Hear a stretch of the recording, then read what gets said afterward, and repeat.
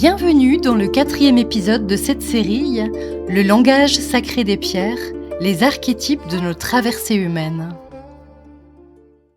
Nous poursuivons notre voyage dans le territoire de l'incarnation et il y émerge une figure symbolique que j'appelle la gardienne de l'advenir. Lorsque j'ai recueilli ce message de la Covéline, que je vous cite, « Je répands ma poudre enchanteresse dans vos vies pour vous permettre de réaliser vos rêves, ceux de votre âme et de la raison profonde de votre venue sur Terre. » La Covéline m'a semblé nous poser cette question. Et si certains de nos rêves étaient en réalité des invitations à rencontrer une version encore inexplorée de nous-mêmes? En lisant les réponses de quelques-uns d'entre vous lorsque l'on a échangé à propos de nos rêves de vie, je me suis aperçue d'une chose. Il y a très peu de personnes qui m'ont simplement parlé de leurs rêves. Elles m'ont principalement parlé de ce qu'elles cherchaient à travers lui. Une personne, par exemple, rêvait de faire du cinéma, avant de comprendre que ce qu'elle désirait vraiment, en fait, c'était la liberté. Une autre était attirée par la religion, toute jeune, mais ce qu'il poursuivait au fond, c'était des valeurs de compassion, d'honnêteté et de solidarité. D'autres rêvaient de soigner les animaux, d'étudier les fossiles ou d'accompagner des personnes en difficulté. Mais derrière ces métiers, on retrouve toujours le même fil. Comprendre le vivant, prendre soin et transmettre. Alors je me suis demandé si nos rêves n'étaient pas eux aussi comme des archétypes, non pas des destinations figées, mais des messagers en quelque sorte, qui nous indiqueraient une direction, une qualité intérieure qui cherche à naître en nous. Peut-être que la gardienne de l'advenir ne nous invite pas tant à poursuivre obstinément un rêve qu'à découvrir ce qu'il cherche à nous révéler de nous-mêmes. Parce que oui, certains rêves sont faits pour être réalisés, mais d'autres sont faits peut-être pour être dépassés.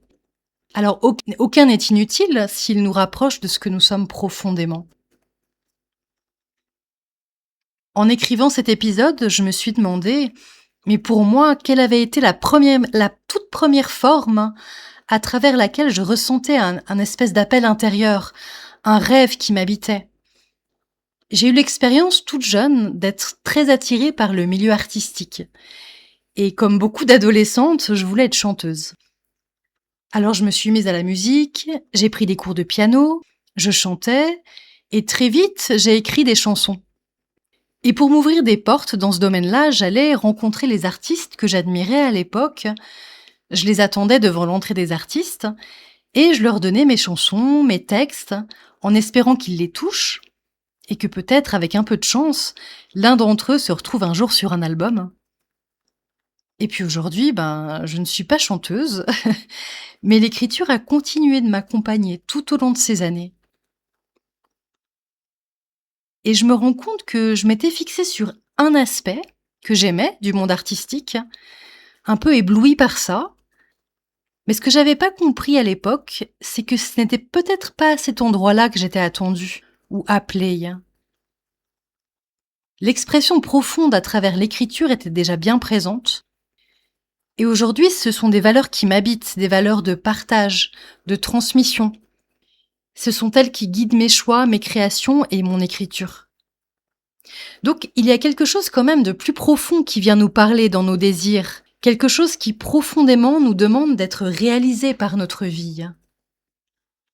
Et j'ai envie de dire que c'est pas forcément en termes de réussite professionnelle, ça peut être simplement ce que l'on devient, ce qu'on met dans nos expériences de vie, les qualités qu'on acquiert, les changements auxquels on fait face, avec quelle posture, quelle attitude.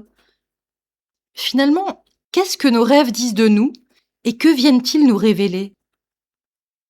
Ils ne nous parlent peut-être pas de ce que nous devons faire, mais de ce que notre être cherche à devenir. Parce qu'ils nous disent quelque chose, ces rêves. Peut-être quelque chose de qui nous sommes profondément. Alors pour terminer, j'ai envie de vous laisser avec ces quelques questions.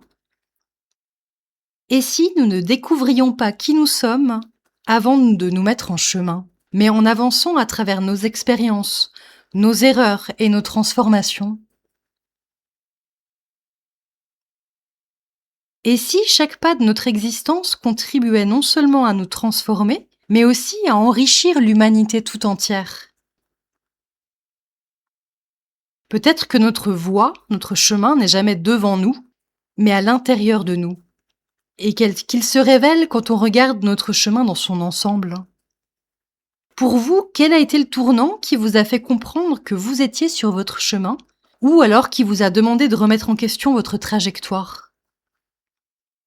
Je vous invite à échanger dans les commentaires, à poser vos questions, ou à partager ici une expérience qui vous a marqué. Il me semble qu'on avance mieux en s'interrogeant ensemble. Et je vous retrouve très bientôt pour une nouvelle traversée au cœur du langage sacré des pierres.